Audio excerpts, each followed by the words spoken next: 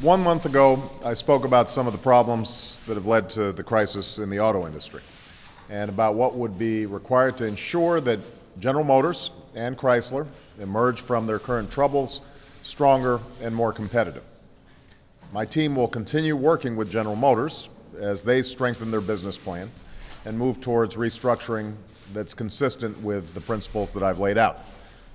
And today, after consulting with my auto task force, I can report that the necessary steps have been taken to give one of America's most storied automakers, Chrysler, a new lease on life. This is a company that has a particular claim on our American identity. It's a company founded in the early years of the American automobile industry, a company that helped make the 20th century an American century, and that came to embody, along with the two other members of the Big Three, the ingenuity, the industriousness, and the indomitable spirit of the American people. And Chrysler has not only been an icon of America's auto industry and a source of pride for generations of American workers, it's been responsible for helping build our middle class, giving countless Americans the chance to provide for their families, sending their kids to college, saving for a secure retirement. It's what hundreds of thousands of auto workers and suppliers and dealers and their families rely on to pay their bills in communities across our industrial Midwest and across the country. It's been a pillar of our industrial economy, but frankly, a pillar that's been weakened by papering over tough problems and avoiding hard choices. For too long, Chrysler moved too slowly to adapt to the future, designing and building cars that were less popular, less reliable, and less fuel efficient than foreign competitors. That's part of what has brought us to a point where they sought taxpayer assistance. But, as I've said from the start, we simply cannot keep this company or any company afloat on an endless supply of tax dollars. My job as president is to ensure that if tax dollars are being put on the line, they are being invested in a real fix that will make Chrysler more competitive. That's why I rejected the original restructuring plan that Chrysler offered last month. It was clear that if we put tax dollars in that plan, it would be a bad deal for American taxpayers and would not put the company on a viable path. But it's also clear that if Chrysler was able to form a partnership with the international car company Fiat, there was a chance Chrysler could have a bright future. After consulting with my auto task force, industry experts, and financial advisors, I decided to give Chrysler and Fiat 30 days to reach an agreement. The standard I set was high. I challenged them to design a plan that would protect American jobs, American taxpayers, and the future of a great American car company. But over the past month, seemingly insurmountable obstacles have been overcome. And Chrysler's most important stakeholders, from the United Auto Workers to Chrysler's largest lenders, from its former owners to its suppliers, have agreed to make major sacrifices. So, today, I am pleased to announce that Chrysler and Fiat have formed a partnership that has a strong chance of success. It's a partnership that will save more than 30,000 jobs at Chrysler and tens of thousands of jobs at suppliers, dealers, and other businesses that rely on this company. It's a partnership that the federal government will support by making additional loans that are consistent with what I outlined last month. As part of their agreement, every dime of new taxpayer money will be repaid before Fiat can take a majority ownership stake in Chrysler. In addition, considering Chrysler's extensive operations in Canada, the government of Canada is also committing resources to ensure that Chrysler has a chance to succeed, and we're working closely with them. It's a partnership that will give Chrysler a chance not only to survive, but to thrive in a global auto industry. Fiat has demonstrated that it can build the clean, fuel-efficient cars that are the future of the industry, and as part of this agreement, Fiat has already agreed to transfer billions of dollars in cutting-edge technology to Chrysler to help them do the same. Fiat's also committed to working with Chrysler to build new fuel-efficient cars and engines right here in America.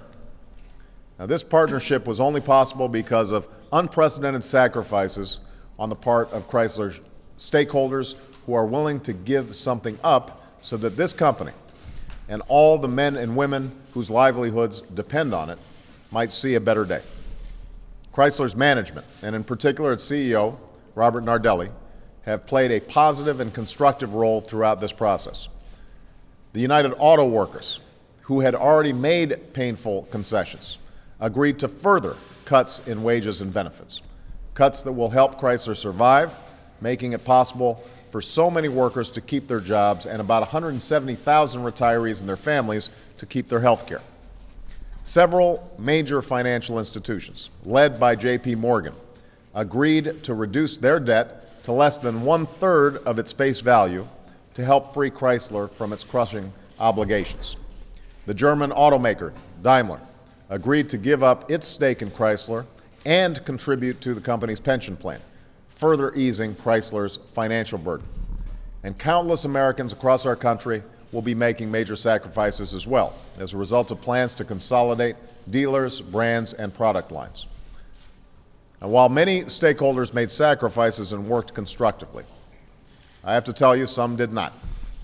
In particular, a group of investment firms and hedge funds decided to hold out for the prospect of an unjustified taxpayer-funded bailout. They were hoping that everybody else would make sacrifices and they would have to make none. Some demanded twice the return that other lenders were getting. I don't stand with them. I stand with Chrysler's employees and their families and communities. I stand with Chrysler's management, its dealers, and its suppliers. I stand with the millions of Americans who own and want to buy Chrysler cars. I don't stand with those who held out when everybody else is making sacrifices. And that's why I'm supporting Chrysler's plans to use our bankruptcy laws to clear away its remaining obligations so the company can get back on its feet and onto a path of success. Now, no one should be confused about what a bankruptcy process means.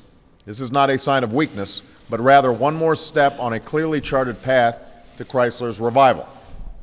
Because of the fact that the UAW and many of the banks, the biggest stakeholders in this whole process, have already aligned, have already agreed, this process will be quick. It will be efficient. It's designed to deal with those last few holdouts, and it will be controlled. It will not disrupt the lives of the people who work at Chrysler or live in communities that depend on it. And it will not affect the ability of American consumers to buy a Chrysler or to get it serviced and repaired. It's a process that has the full support of Chrysler's key stakeholders and the full backing of the United States government. And I have every confidence that Chrysler will emerge from this process stronger and more competitive. I know that there are some who will insist that bankruptcy, even for these limited purposes, is a step that should not have been taken. But it was unsustainable to let enormous liabilities remain on Chrysler's books, and it was unacceptable to let a small group of speculators endanger Chrysler's future by refusing to sacrifice like everyone else. So I recognize that the path we're taking is hard, but as is often the case, the hard path is the right one. The path we're taking also involves steps to shore up financing, because we cannot have viable car companies without strong car financing companies. It's now clear that Chrysler Financial, the institution that finances Chrysler's cars and dealers, would on its own require an unacceptably large stream of taxpayer money to remain viable. That's something I refuse to provide. And that is why, as part of this agreement, GMAC, an independent bank holding company that finances General Motors, has agreed to finance new Chrysler sales.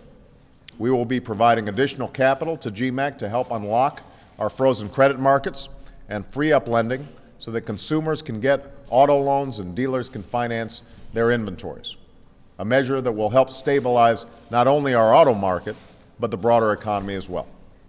And tomorrow, the Small Business Administration will be announcing it is expanding eligibility for some loans to include more suppliers and dealers, including RV dealers.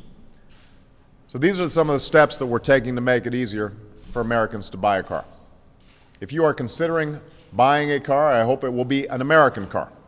I want to remind you that if you decide to buy a Chrysler, your warranty will be safe because it is backed by the United States government.